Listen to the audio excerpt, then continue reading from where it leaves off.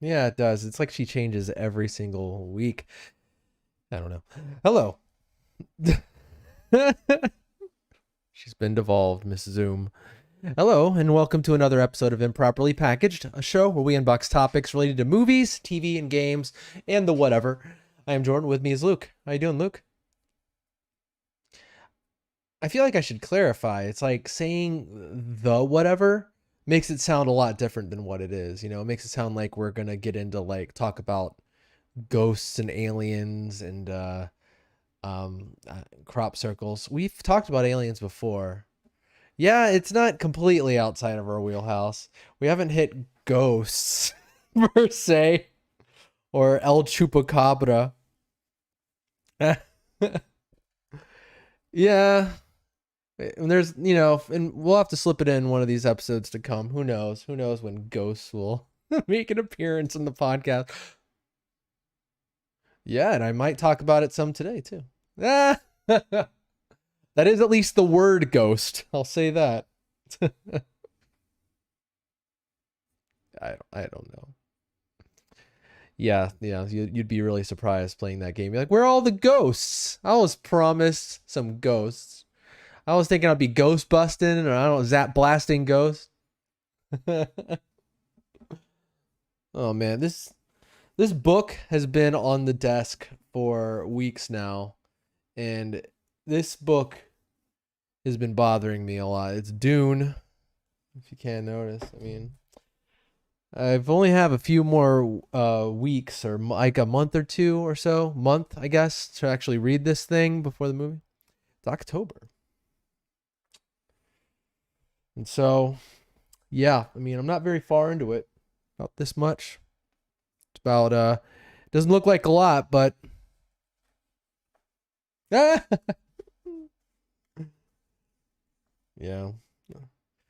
I'm struggling, man. This book does you no favors as a reader. It's like understand all this crap or get out of here. I don't know because it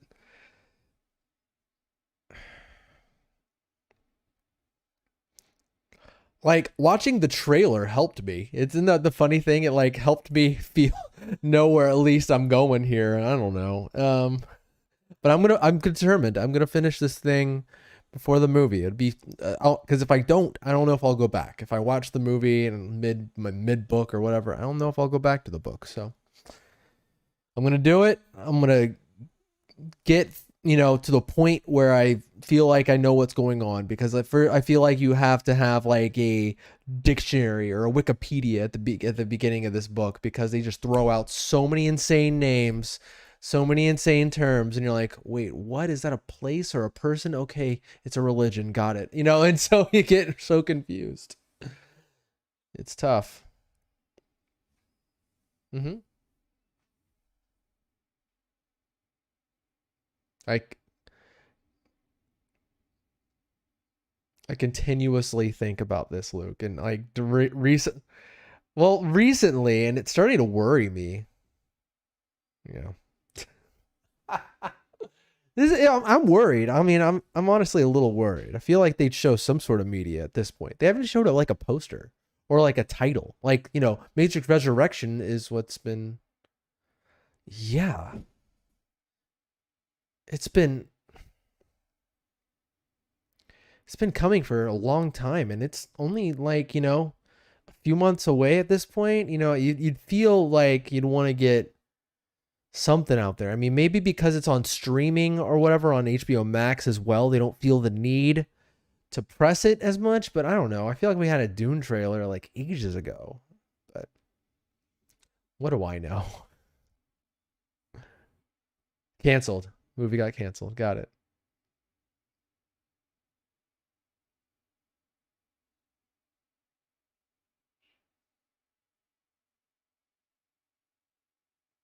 My boy. Okay.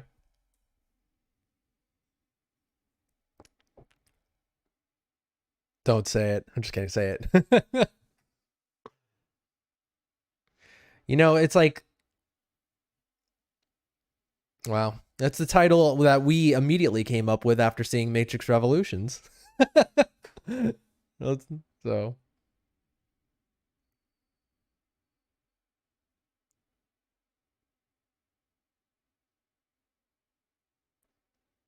All right, so people have seen it. Yeah, so I guess someone's seen it. Yeah, at least. Um, yeah, I mean, it can't get any more cliche than that. It's probably why we immediately came up with it when we were younger, seeing the third one.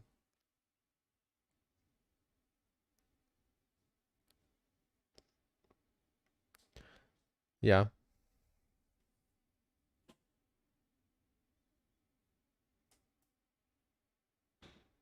I don't either.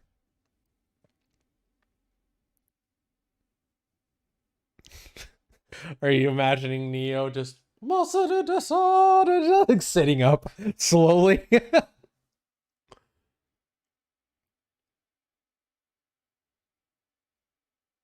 No, me either. Yeah.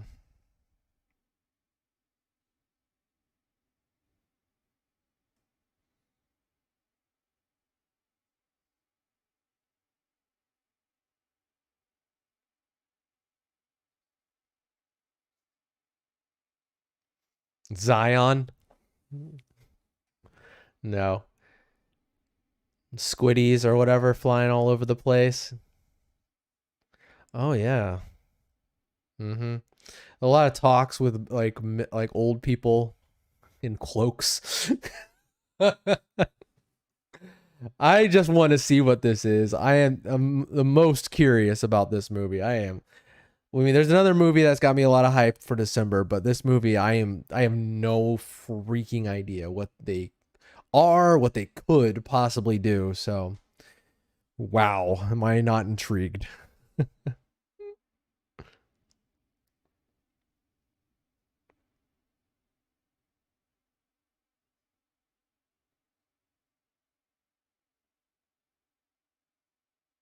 The prequels. Yeah.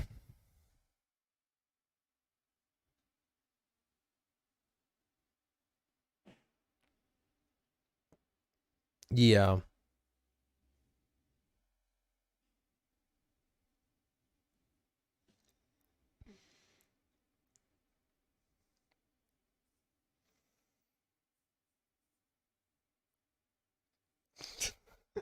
Yeah, Reloaded and Revelations.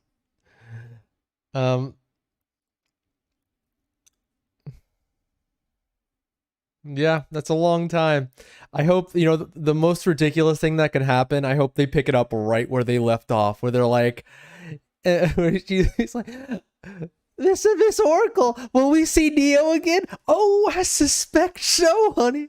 I suspect so. When he comes walking with the sunset behind him, he comes walking towards, hello, or whatever, and he de-aged. I will.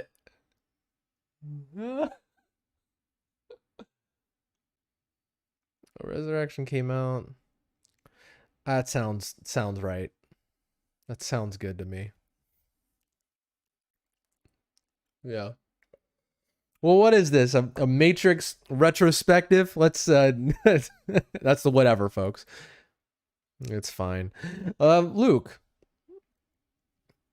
Yeah, it's title. Here it comes. The movie's still real. Matrix Watch. New segment, new show segment. I like it. Luke, what have we been watching slash playing, slash listening to this week?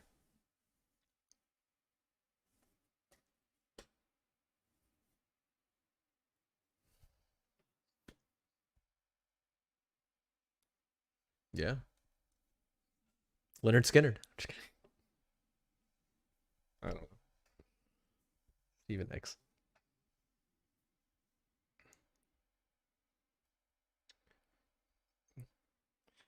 Catalan Kane.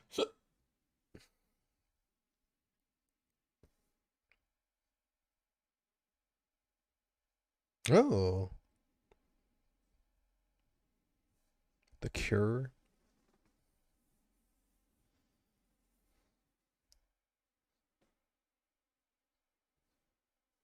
What's he called?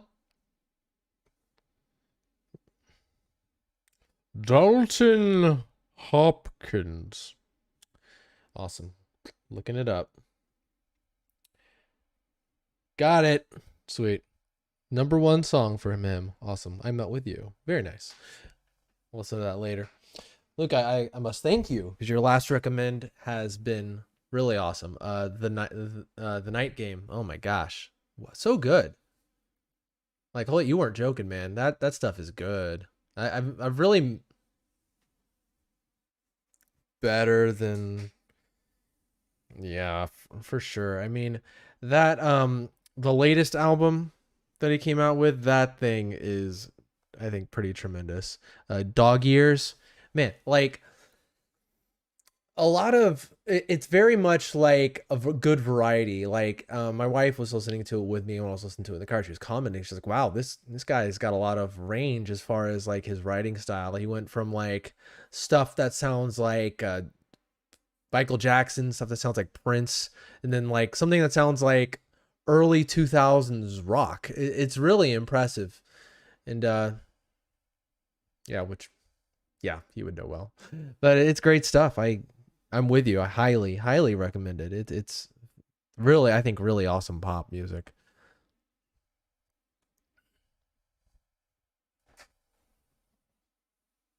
Yeah. And I appreciate also we talk sometimes about lyrics. I appreciate the lyrical content of a lot of it. Some of it's very raw and like and there's not like some of it's like, really like carnal and but that's like the point of it, I guess. And there's a lot of so there's a few songs where he's feeling sorry for himself, which of course I can get down with. But it's just I don't know, solid all around. It actually made me start listening to some Michael Jackson again. It's been a while, been a long while, because after watching that documentary, I was like, I can't listen to him it's been like years.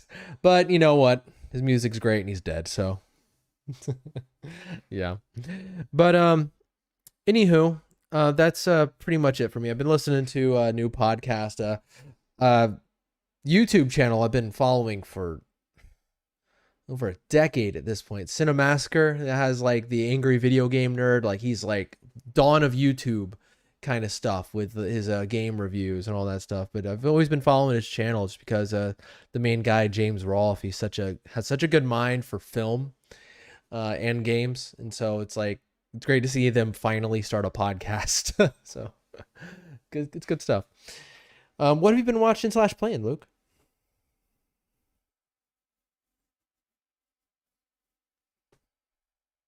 Mm-hmm.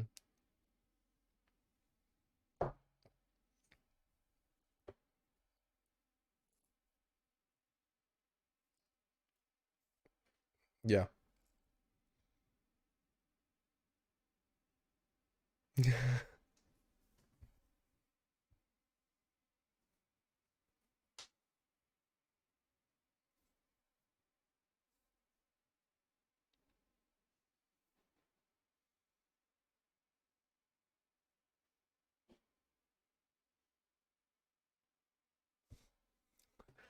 Dribble. I like that, like a baby just sitting there letting it hang. Oh wow, yeah, this is the house that Dribble built.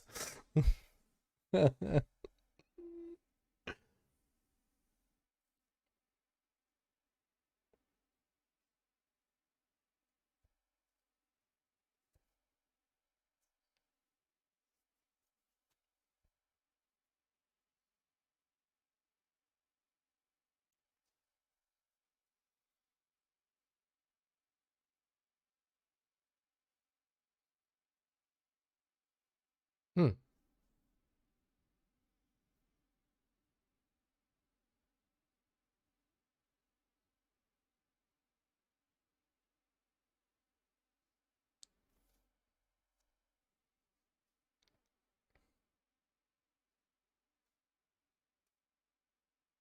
Okay. Split.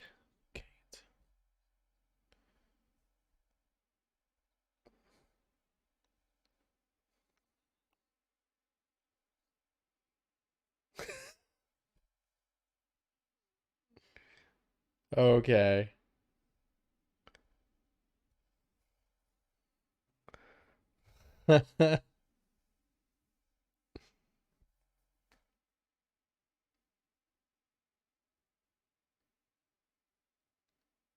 Mm-hmm.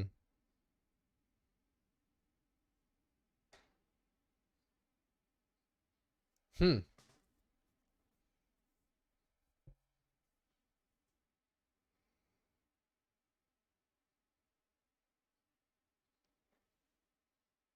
Yeah.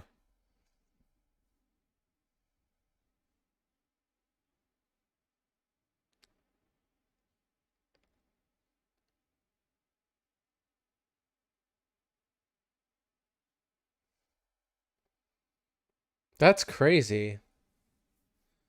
Huh. Wow, that's impressive.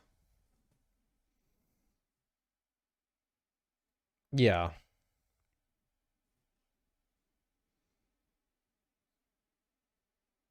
Okay.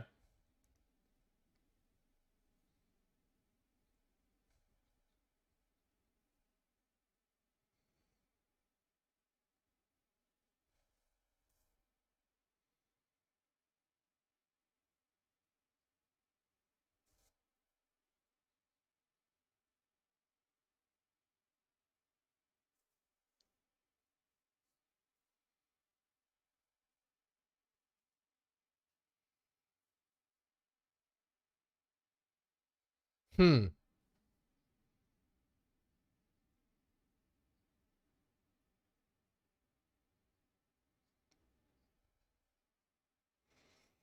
That's cool.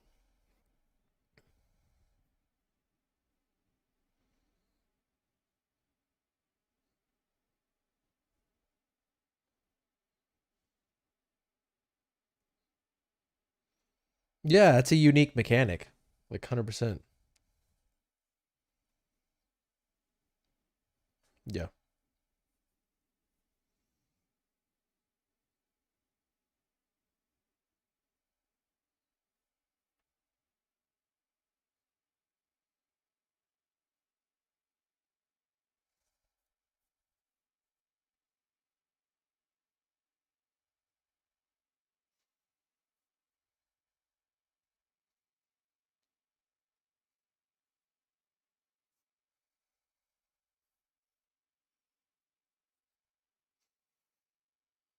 Well, Luke, if we learned anything from PUBG, I'm sure they have just enough money for someone else to steal their idea. That was mean.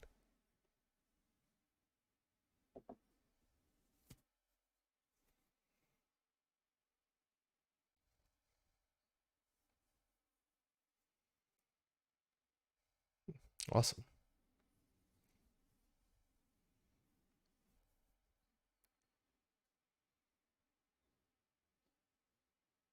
Dude, that's hard to say, because like I don't know how long it's been since you've approached a game like this.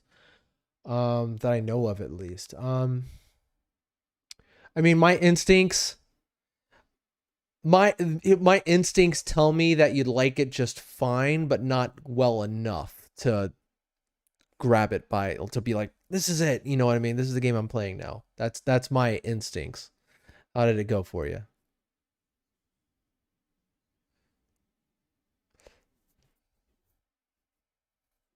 Oh, oh,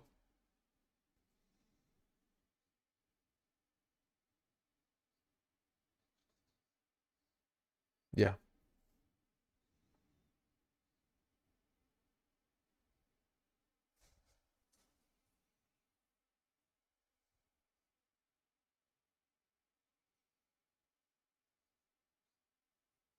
yeah,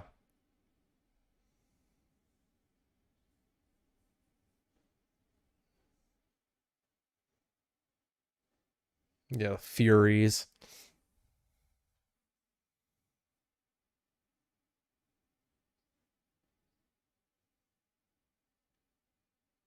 Yeah, something like that. I forget. Yeah,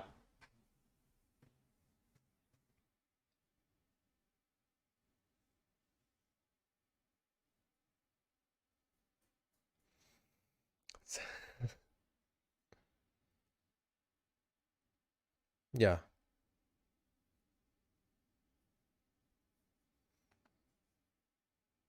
yeah.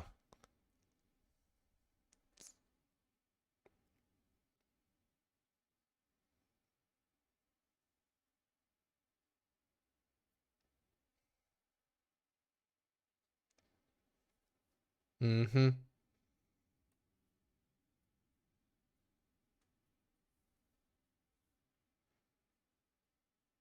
I haven't gotten to try it yet.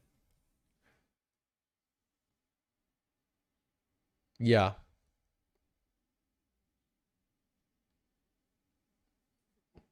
Mm-hmm.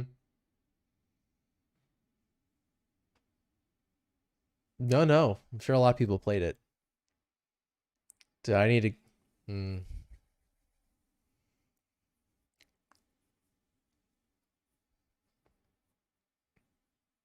It's everywhere now. Like this game is on all platforms. Yeah.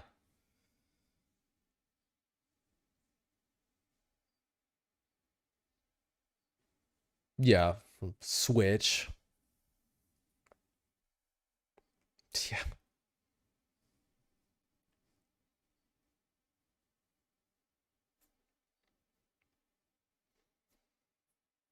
I'm happy to hear that. That's great. Oh yeah. And fun fact, like there's a, I'm happy with the Series S for sure, but like the game, like the games that like run at like a really high resolution are very few and far between. But I was surprised to find out that this game runs at 4K 60 on the Series S as well, which is a cool thing. I'm like, dang, push out some power here and there. Like Ori and the Will the Wisp can do 4K, but most games it's like, we can do 1440, but most bigger games are like at 1080, and some of them are like, if it's like a poorly optimized game, it'll sometimes run below that. But I don't know. There's games like Senua that got updated and it can run at 1440, so here and there. But Hades, good to find out, is one of the ones I can do 4K 60. So I guess it's just an easier to run game, and they can take advantage of that. So cool. Glad to hear you liked it, man. Oh yeah, exactly. Instead of being another 60 gig one. Yeah, absolutely. Anything else, man? Hmm. More than 12 minutes.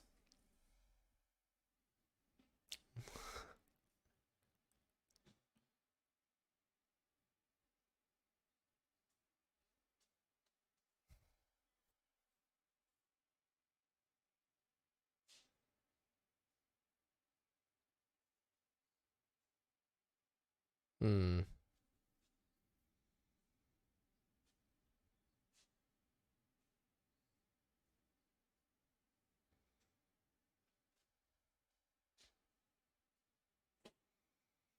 Gosh.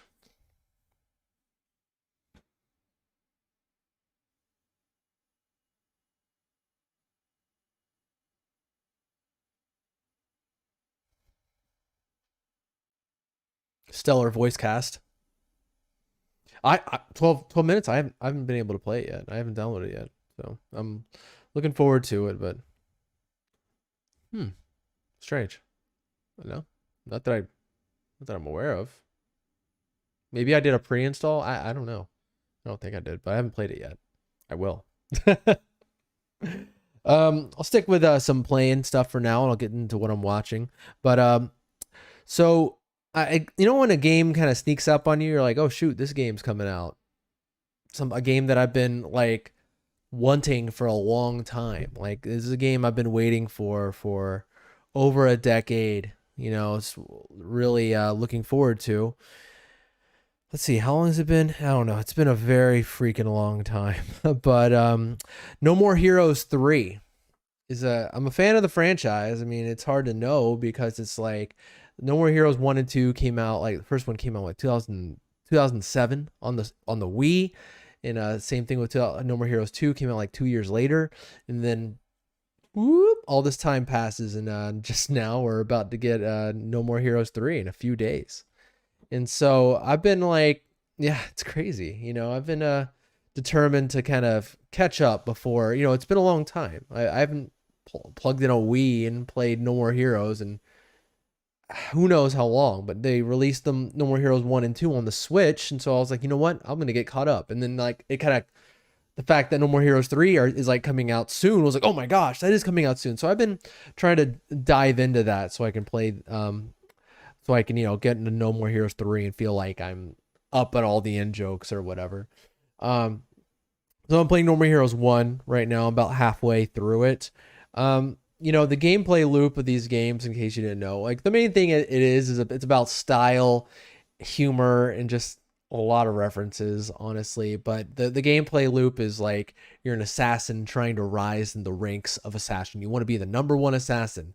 And to do that, you have to like participate in like sort of a tournament, but like just kind of this thing where you have to face off against one of the assassins to rise in the ranks. And so it's really quirky. I mean, what can I say? You're basically just this guy who won a lightsaber-ish weapon out of a magazine. You're like, you know what? I'm going to do this. And so the gameplay loop is simple. You do your first ranked mission, and then it's like, hey, to do the next one, you have to pay money. And so you go around your town doing odd jobs and like really dumb stuff, like sometimes mowing the yard or picking up garbage or filling up gas in people's cars. And you do assassination missions to like kind of just get money, and then you can move on. You can do other silly stuff too, like upgrade your weapon, but that's really it throughout the entire game. I know that's the case for 1 and 2. But I don't know if they're going to repeat the same thing for 3. I imagine so, but we'll see. It's fun. It's quirky. It really brings me back because it's really been a long time since I played these games, but they're dated in a lot of ways for sure. Some of the controls can be a little janky, and you in the first game, I know you like ride around the town to get to different areas. Sometimes I'm just like, man, riding around the town and like getting there isn't great. And so I know they changed it in the second one where it's more like a map where you just kind of select where you want to go real quick. But I don't know. I have an affinity for these games, and I'm looking forward to the third one. I'll have to play these first two first though. Speaking of Ghost of Tsushima, the director's cut came out, and I just wanted to mention one of my favorite things about this generation so far. I love like I don't know, like on Wario64 being on his Twitter page and seeing like some company is like, hey, we're updating this game. This is obviously one of the bigger ones where they're like fully making a PS5 version of it with DLC, which is what this pretty much is, and a bunch of improvements. And it's really great. It looks better than ever. They've upped the resolution, the frame rate's at 60, and yeah, it's fantastic. And the DualSense is really cool in this freaking game. Like when you're riding the horse, you feel the gallops, and you feel the like intensity of the gallops, and almost like the texture of them change depending on if he's riding on like concrete or grass or sand. It's so neat. And to feel the bow and the sword, it's really just, I think this game's one of the biggest showcases for the controller, actually. But what I was saying is just, I love these little updates that have just come, and most of them are free. Like, for instance, like just the other day, like yesterday, I think, like Ubisoft was like, hey guys, if you have the last gen version of or you have the PS4 version of, or either PS4 or Xbox One version of Assassin's Creed Odyssey, it now runs at 60 frames per second. Have fun. Like, that's cool. That's cool. And it's not like a full next gen update, but I like that you're just going back and be like, this game runs better than ever. If you stop playing it or you want to get into it, there's even more reason. They just keep doing this stuff, and I'm just like, I'm loving it. Every time I hear news like that, I'm just like, that's awesome, and I'm gonna download it. Just even if I don't play all the way through, I just kind of want to experience what that's like. That's such a cool thing in this generation, and I'm really yeah. There was a thing where like playing Valhalla, it's like sometimes like going back to Origin and Odyssey, like playing those games at 30, it's kind of a bummer. I'm like, oh man, I wish this was at 60. It's that one I wish they do it And the fact that they are for a lot of these is that's just so cool. That's great. They I don't know. I wonder what the reasoning is. Like, just I guess maybe it doesn't take much time just for them to be like, we're gonna put in some code that recognizes that it's running on next gen hardware, and if it is, we'll put on a code here that unlocks the frame rate. I mean, maybe that's it. I mean, maybe it's not a lot of work for people to be like, oh, cool, I'll buy this game discounted or how for however much. Maybe it's enough for them to like, I don't know, for however many people jump back in to do it. I don't know. If it is that easy, I just do it for a bunch of these games. There's a lot of these games where I feel like they could use some of those little bitty upgrades.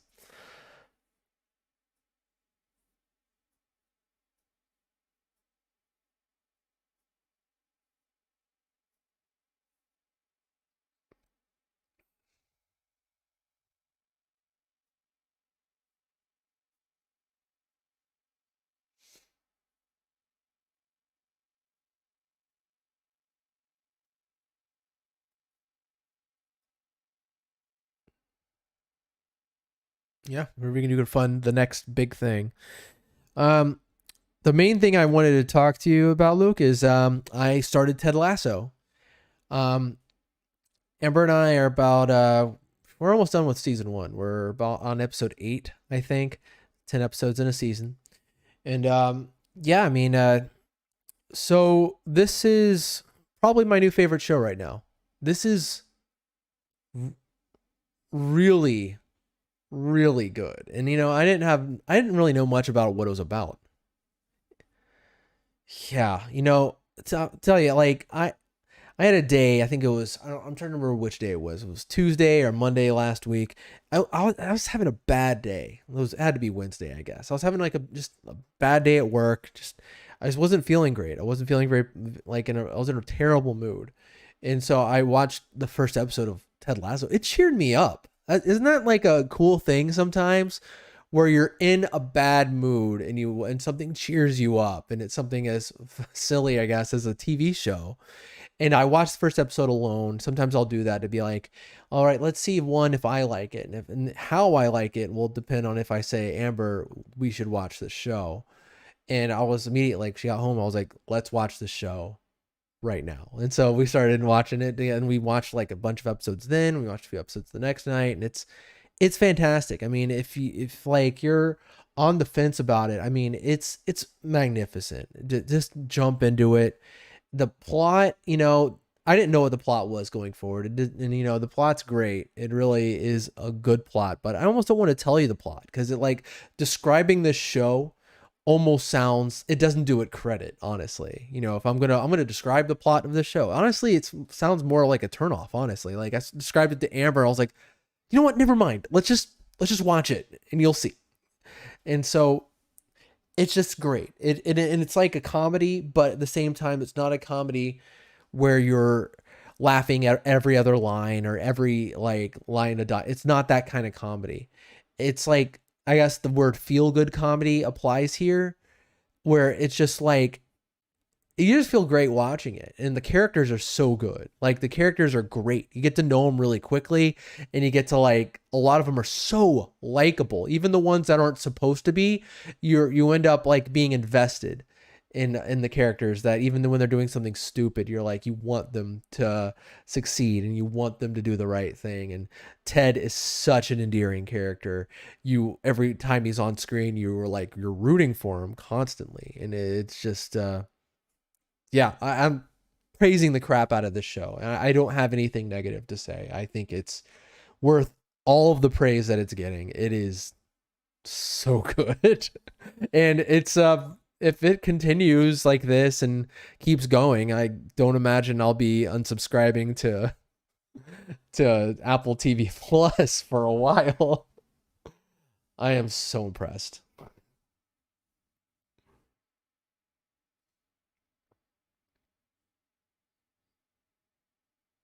Yeah. Yeah, great performance.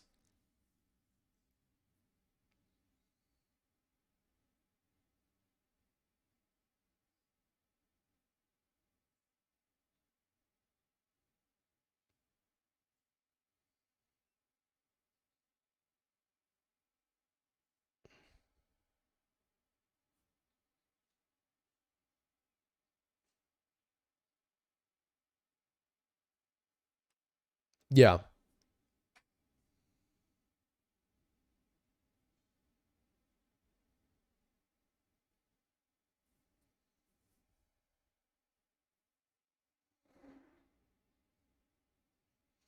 It's hard to do. It's really because like hearing about like because I that's one thing I knew going in because it was like I knew like Ted Lasso was like a nice guy or whatever, and that's difficult to do because you like think of like overly nice characters in comedies usually being the character that's like put upon. Like he's like, oh, he's too nice and everyone walks all over him and he's the butt of every joke and he's kind of stupid and naive, and that's like totally not what Lasso is.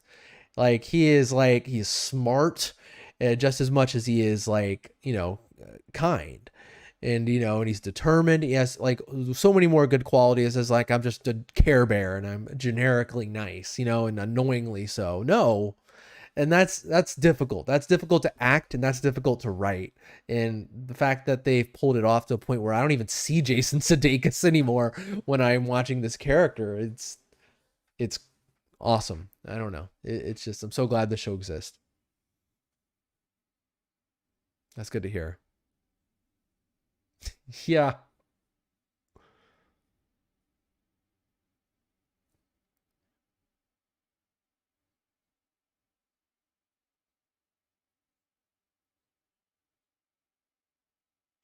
Yeah, you when I'm having that in my head, it's making it so hard to like when I'm like thinking, "Oh my gosh, maybe I should just stop. Maybe I should just stop at the end of season 1 and once like the holiday season starts, start season 2 so that way I can just see it in context, which we literally might do because I don't know.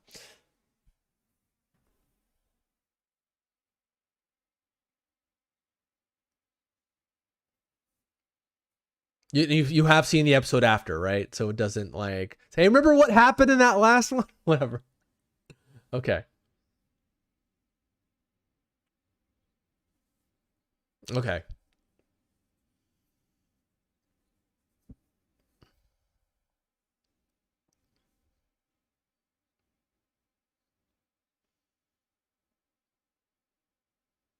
Carol of the Bells. Okay. Man, I'm what a show. I want to watch it right now. Like seriously, it's so good. Oh my gosh. But yeah,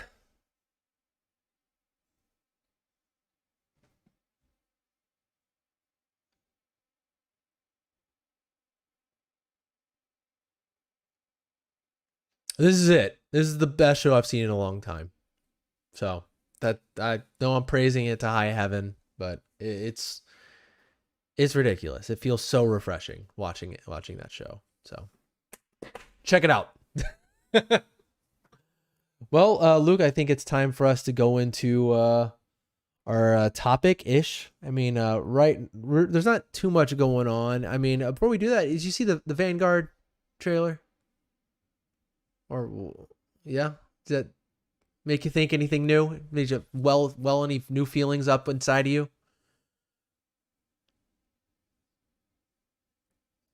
Great. So it has cemented your feelings.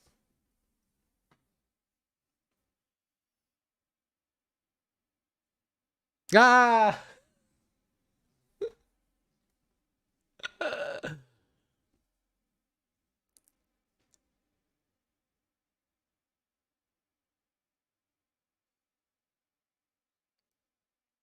Yeah.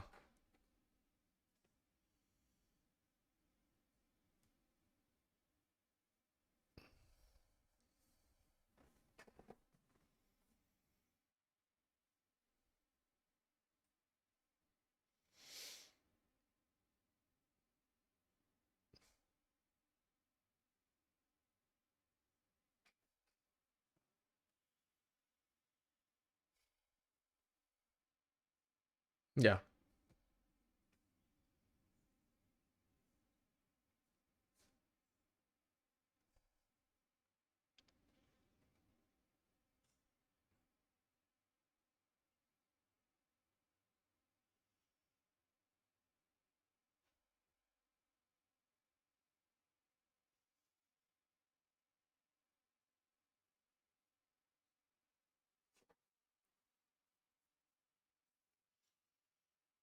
Mm-hmm.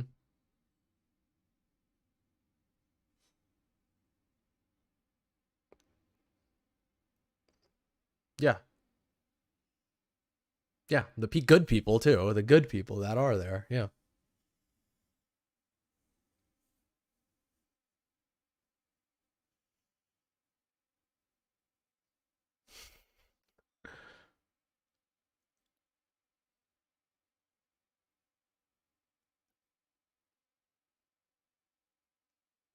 Yeah.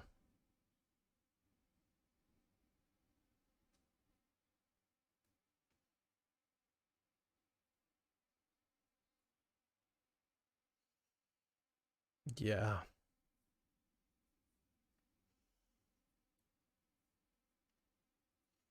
Music. Yeah.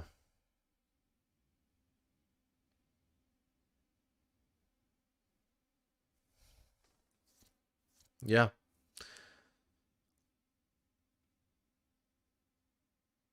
Mm. Yeah.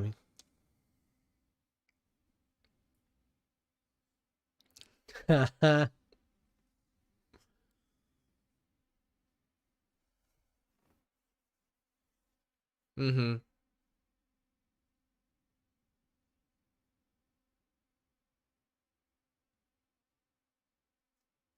Oh my gosh. Look, I meant to show you something. Like, speaking of just talking about how hard it is to make a video game, sometimes I think about games like Cyberpunk and how hard it would be to make a game like that, and I panic because I'm just like, oh, how would you even? I don't know.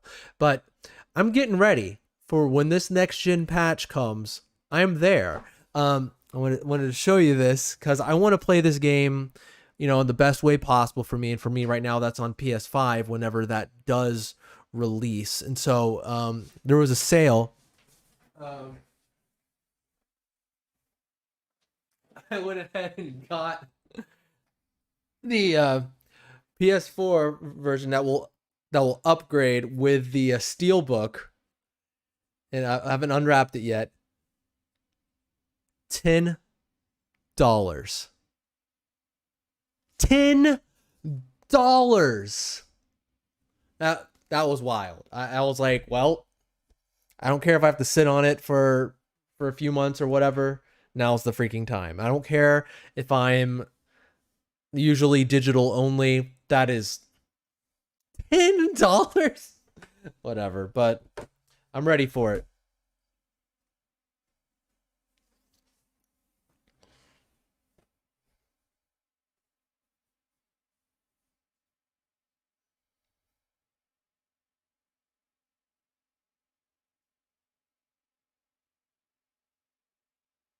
Hmm.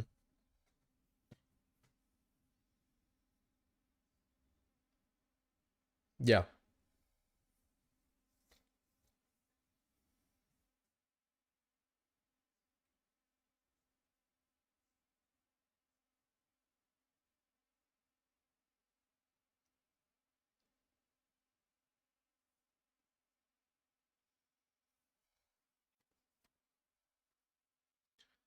Huh, I've never heard that actually.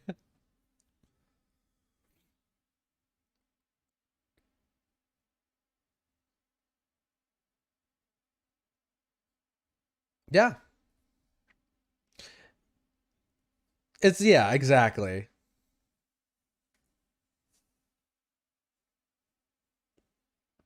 Hmm.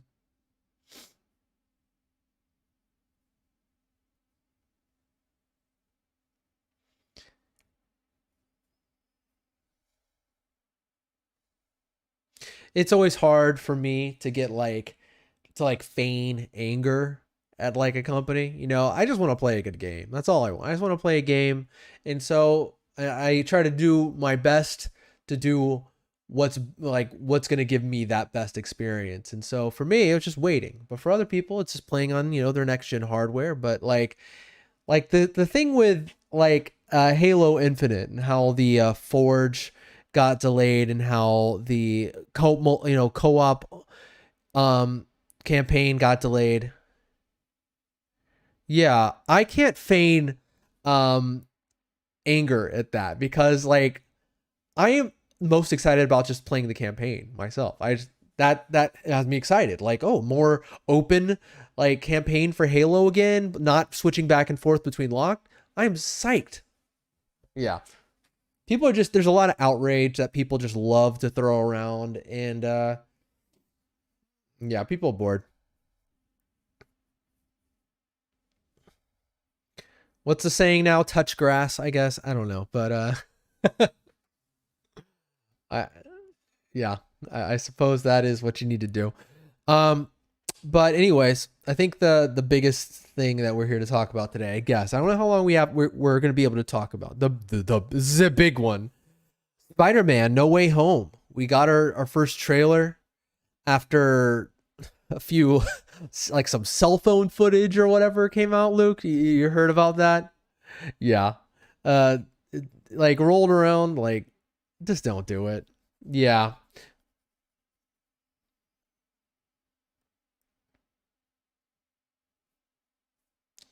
You're ruining it for yourself at that point, you know. And we were talking about before the podcast started, and I thought it would be fun, like how back in the day, like when it came to bootleg stuff and like the early days of the internet, watching those movies that were like off someone's flip phone or something. That was one thing, but don't do this. Don't do this. Yeah, those were the day of not even knowing what you're getting. You're just downloading it off Kazaa or Morpheus or LimeWire or Napster. God, yeah, it's probably a virus. It's probably not Matrix Reloaded or Attack of the Clones. How fitting. But yeah, that's no need for that. Just don't even ruin it for yourself. But because the trailer's here, it's here. So wow, where to even begin? What'd you think of the trailer after watching it? Yeah.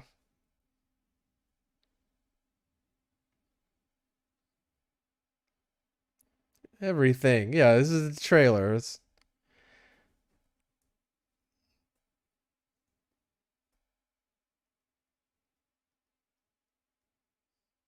Yeah.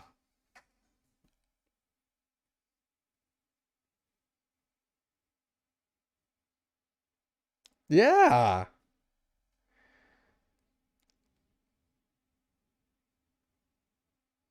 Uh,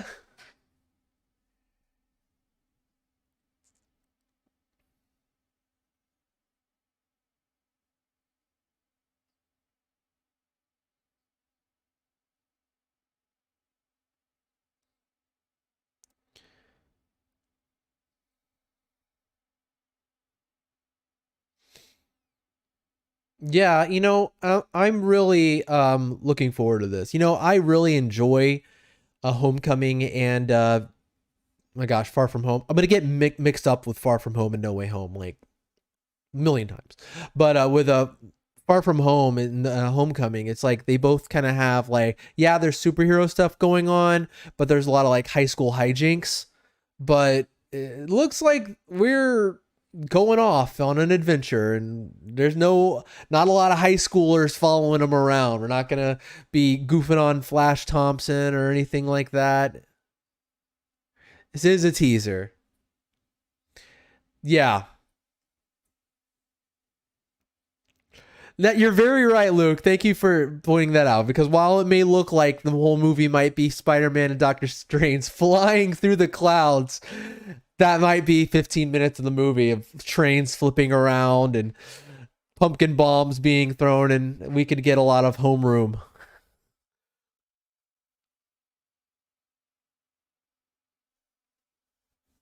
Yeah. You guys have only seen the tip of the iceberg. There's a lot of homework that we have to worry about. Flash Thompson has a new girlfriend that we're not liking too much. You know, God, I hope not. I'm ready for them to get a little crazier with this and get out of the whole high school thing a little bit. But I don't know. I mean, you can't do the thing that you did before. Now that they know that he's Spider-Man, there can't be like this constant goofing around, right? I don't know. How long will they know? Indeed. For all I know, yeah, it really does.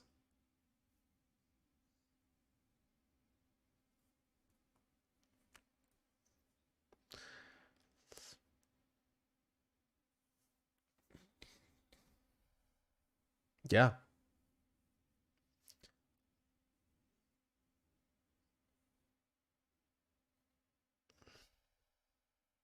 Yeah, gosh. Absolutely.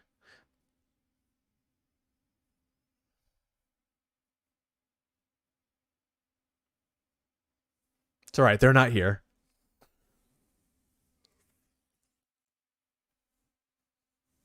Yeah, he's one of my faves.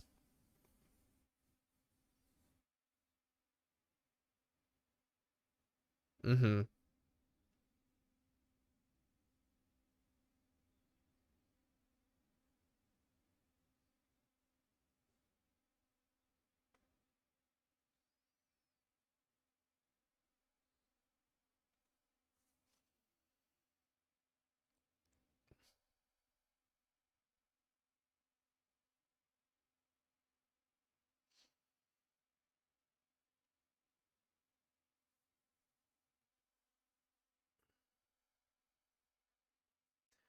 Yeah.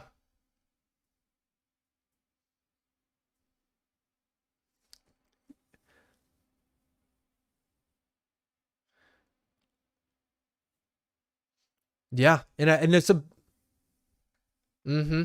You have no freaking idea. Just to balance off what you were saying about Doctor Strange, I think that's what you're saying. That's why I think he's such a good pairing with Peter, because he's like Peter's like kind of the opposite. He's like the one who's like, what's going on here? And like Doctor Strange, again, he has an idea of what's going on at any given point. We're like, oh, but it's something to do with this. And so it's a really cool pairing to have those two together for however long in the movie, which again, as you said, seems substantial.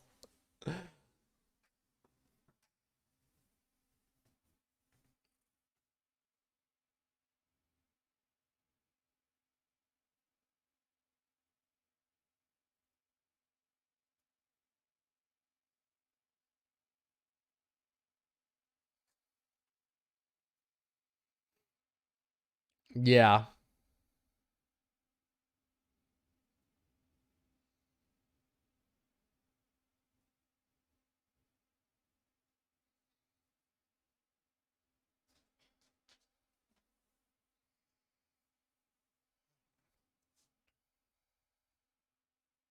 Ah, yeah.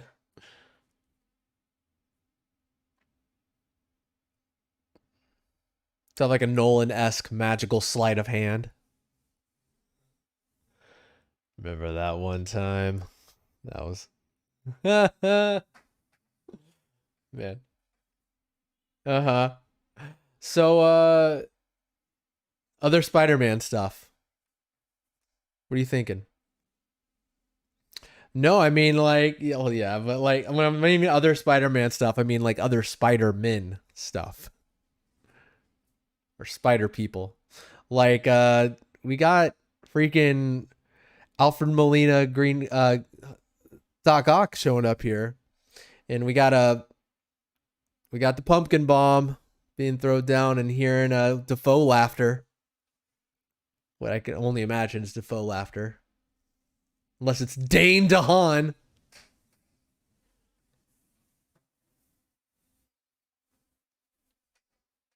Wow. Okay.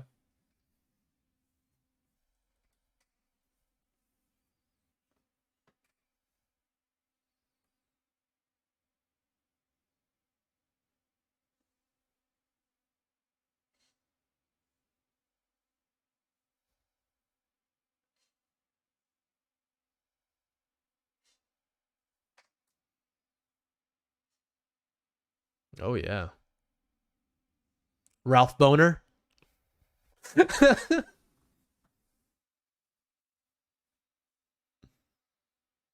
Yeah.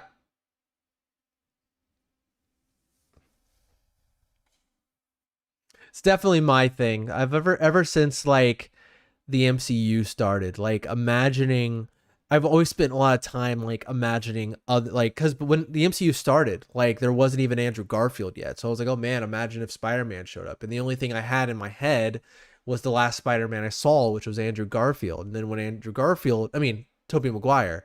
And then when Andrew Garfield came along, I was like, "Man, I wonder how they can connect this with the MCU." And like and they ended up obviously going a different direction. And now to kind of see those two, maybe, most likely, probably, or at least their universes play into this, that's just like insane wish fulfillment. Of course, it needs to be done well, though. Of course, like they can't just do anything and me be like, yeah, that was great. You know, I feel like it needs to be done in a really clever and not throwaway kind of way. I don't know. Or if they do a Ralph Boner situation, then I don't even know. I don't even know. I'm just some guy who looks like Alfred Molina off the street. I work at a pizza place, but I was hypnotized into thinking I'm Doc Ock. I don't know. That would, yeah, I think there'd be riots in the streets if they pulled a Ralph Boner with that. Yeah.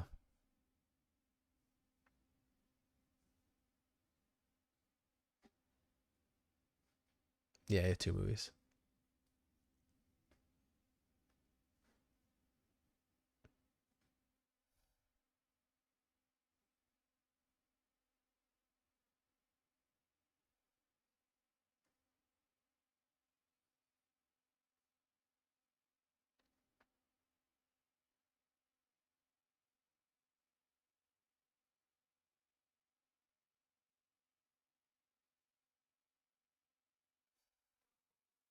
Yeah.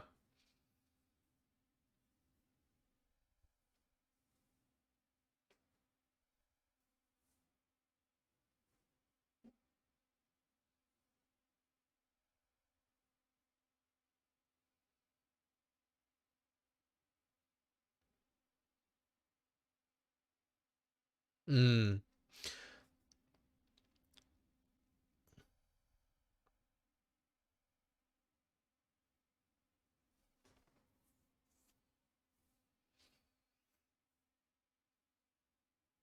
Mm. Something that I would love, and I think I'm gonna go ahead and preface this with saying I don't think this is going to happen. But just because I don't want anyone else's hopes to get raised who wants this, not like, you know, who does want this sort of thing.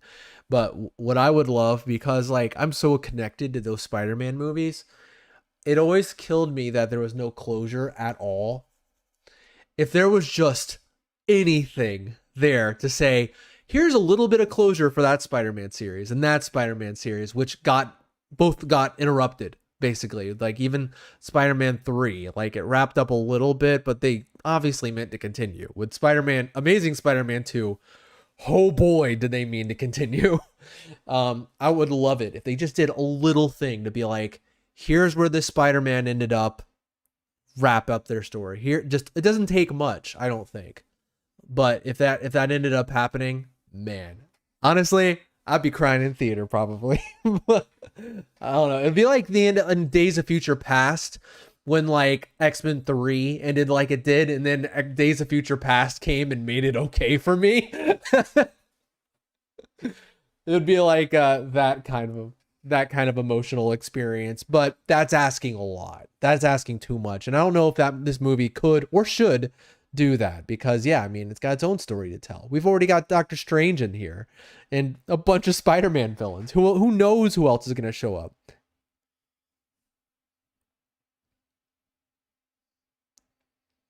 That is the way, right? I mean, how many times I'm thinking like I feel like the one thing Marvel does well is not feeling like movies are too stuffed. They do that really well, but there's always next time, right? Where they could drop all the balls. They're not invincible. Yeah. Civil War? What in the world? I remember thinking, how are they going to do this? And it ended up working. But these are all using like characters that are in this universe and here and available. Talking about throwing in Alfred Molina, like in a way where it's like, where's he coming from? I know the Alfred Molina in the Spider-Man 2, he died at the end of that movie. Electro died at the end of the movie. Green Goblin died at the end of that movie. So yeah, we plucked him out at like the right time or whatever before it happened.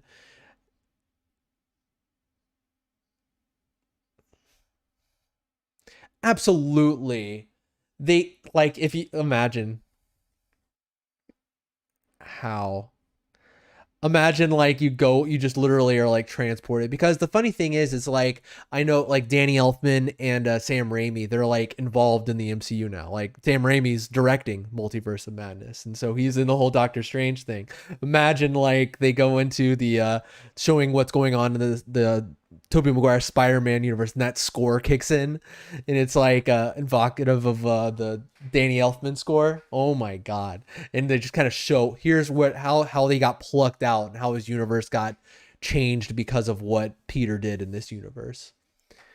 Crazy, because like I can't imagine like at the end of that trailer when he's like, "Hello, Peter," or whatever. How's it going, Peter? As he says, I can't imagine he's talking to. He might be talking to you know Tom Holland Spider Man, because I'd be like, well, how do you know him? How do you know he's Peter? He'd be like, who are you? You know? True, true. You just see a Spider Man. You're like, it's Peter. Maybe he lifts up his little mask and he's like, you're a little kid. But yeah, it's this is fun though. Absolutely, because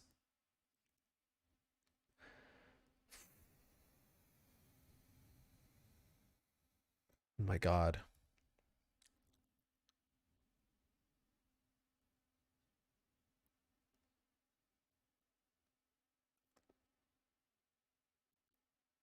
no.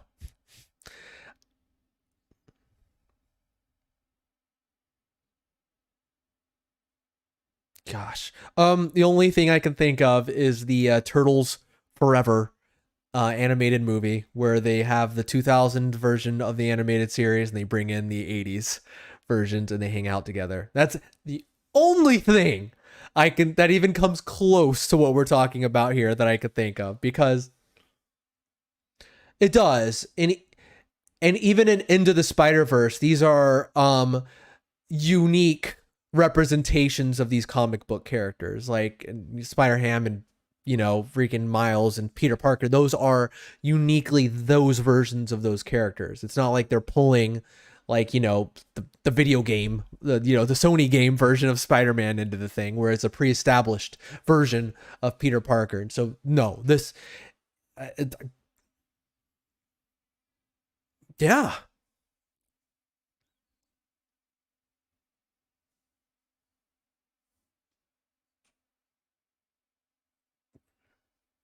that was awesome. Yeah, yeah, yeah,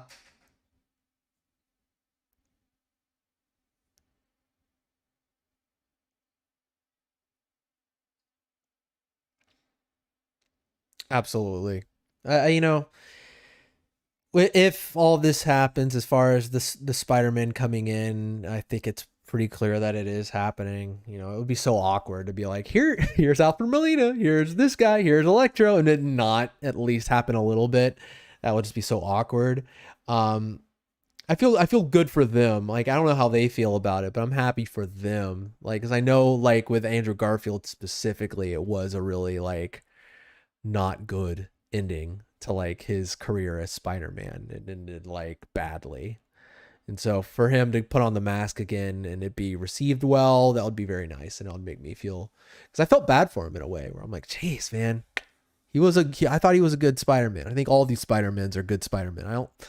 It's hard for me to meet a Spider-Man that I don't really like in some way, like to bring something different to the character. I feel the same way about Batman, except George Clooney. But yeah, I guess Val Kilmer too. So much as I hate to admit it, Luke. Oh, okay. Yeah. Um, but either way, no kidding. Oh, we're going to see this, Luke, again. Michael Keaton coming back to play Batman, the same movie as Ben Affleck in the Flash movie. So this is going to happen again. Another point. He will be coming back to play Bruce Wayne or Batman or whatever. Yeah, right. Let's really bring it back. You think your Tobey Maguire is retro? Let's go back to 1990. Bring in the man himself. Man. Ah. Oh gosh. So anyways, I don't have too much to say about this. Is there anything you really, other than like some of the potential goofiness with multiverse stuff, is there anything that you really hope does not happen in this movie? Yeah, not happen. Oh God.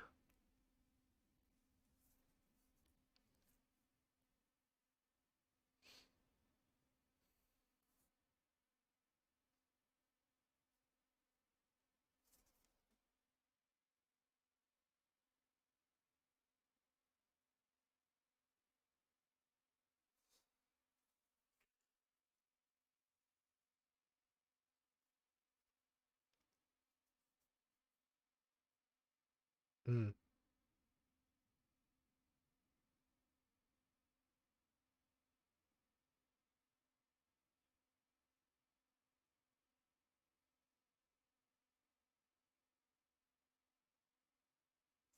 Yeah.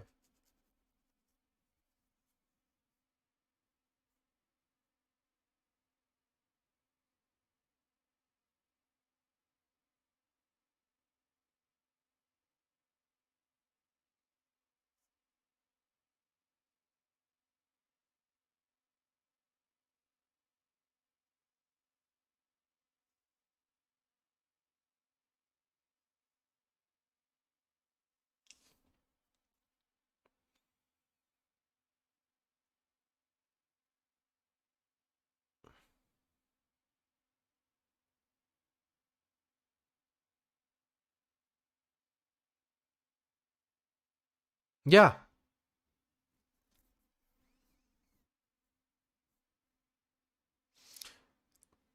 Especially since they're doing so much.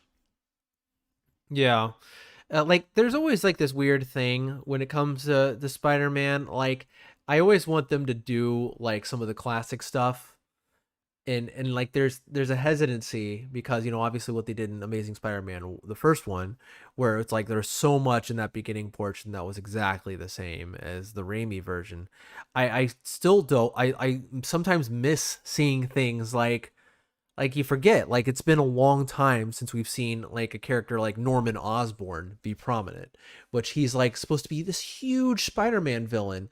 And it's so I almost miss like staples like him or Kingpin. I know we have technically a Kingpin in the whole Marvel thing, but like he's a big Spider-Man villain. And so it's one of those things where it's like I feel like we're not going to see those things for a long time because like we're like, okay, well, this might be our last chance for us to do Spider-Man. So here's Green Goblin from Raimi, and here's Doc Ock from Raimi, and here's Electro and Lizard maybe from the Andrew Garfield one. And so almost in a way, like throw Sandman in there too. It's almost in a way where it's like we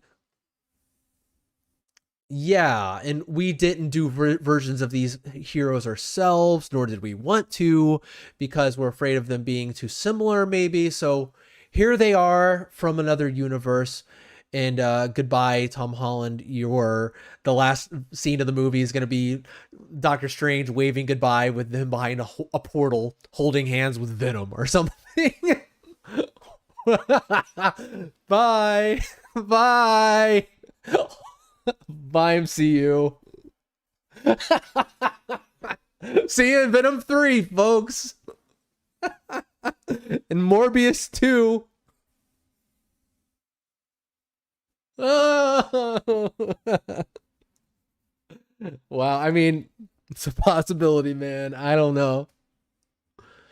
Yeah, I 100% agree with that. I do believe that I do not want to see that Spider-Man with that Venom. I just really don't. I really don't. What would they even do? I think it's going to happen too. I just don't know what they would do.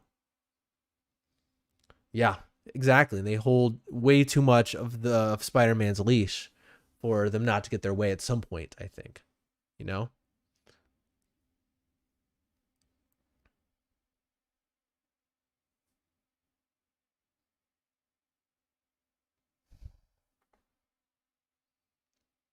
Yeah.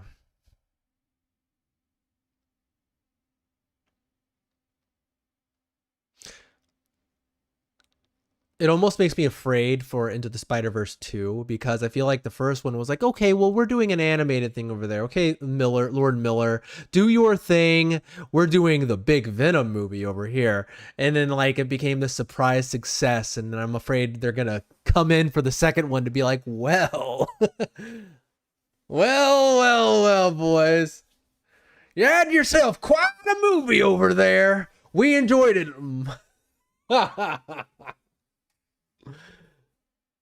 Oh my gosh, please leave it alone. But anyways, maybe. An old cattle farmer wrangling all these franchises in. Hold on with all that there creativity.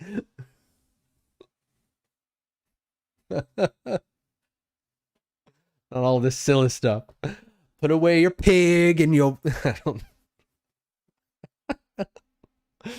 Anyways, like I think that's a possibility that we could see him like start to phase out of the MCU and into Sony or whatever. Not, I don't know if he's like who's Iron Man at the end of this or what. I have no idea. That would be very sad and very depressing. I hope to God that does not happen that way. At least not in that way where he's like.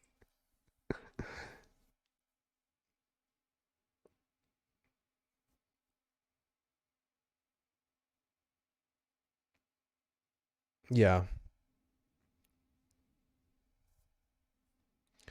I don't know what they should do next after this. I really don't. Even if like he stays in the MCU, I'm just really curious as to what, because as we said, they're throwing so much out at you at this movie. Like it's, I was curious at this point, like what they could they do next. I know we haven't even seen what they're bringing in now, but it's hard not to wonder with all this crazy stuff, like what this means for one Spider-Man and also the MCU writ large with all this multiverse crap. I have no idea. That's true.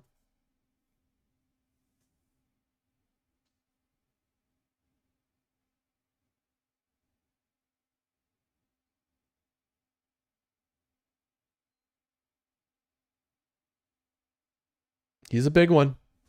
He's a big boy.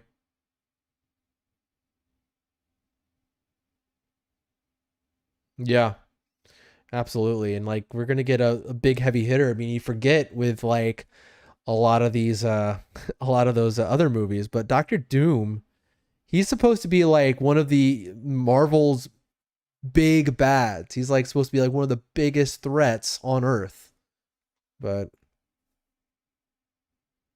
yeah, it doesn't even have a date. Well, maybe Blade is the furthest out at this point, but that's a close second with yeah. We got our first mention of vampires in Loki. They mentioned vampires and I perked up. Yeah. It,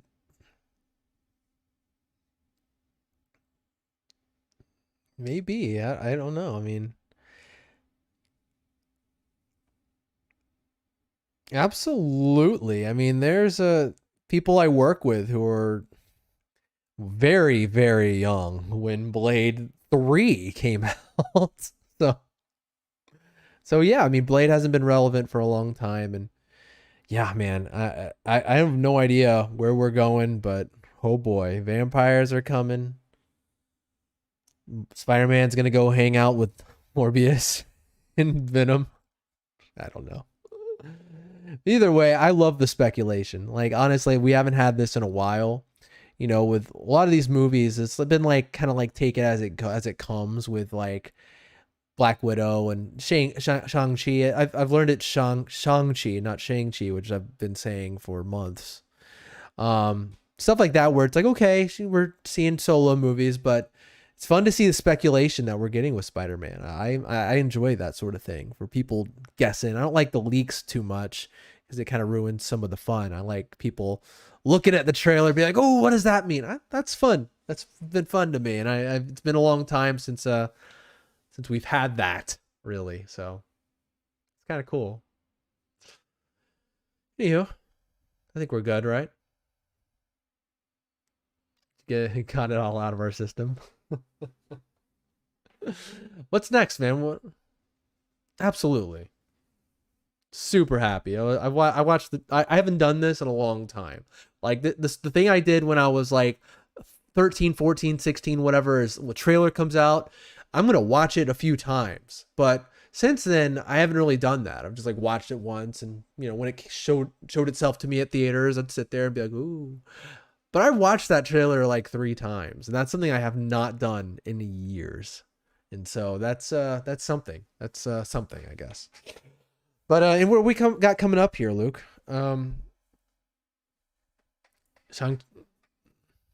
Shang-Chi. Yeah. Shang-Chi. That's coming up. Legend of the Ten Wings, yeah. I just called it the Ten Wings. Wow. Legend of the 10-piece wing. That's coming up in next week, right? Yeah, I'm really excited. So we'll be there. I don't think we're absolutely. That's always exciting. Seeing some fresh face and a new power set, new abilities. It's a lot of fun. But anyways, man, it's been fun. You have yourself a good rest of your week. I don't know why I drew that out for so long. Thanks. See ya.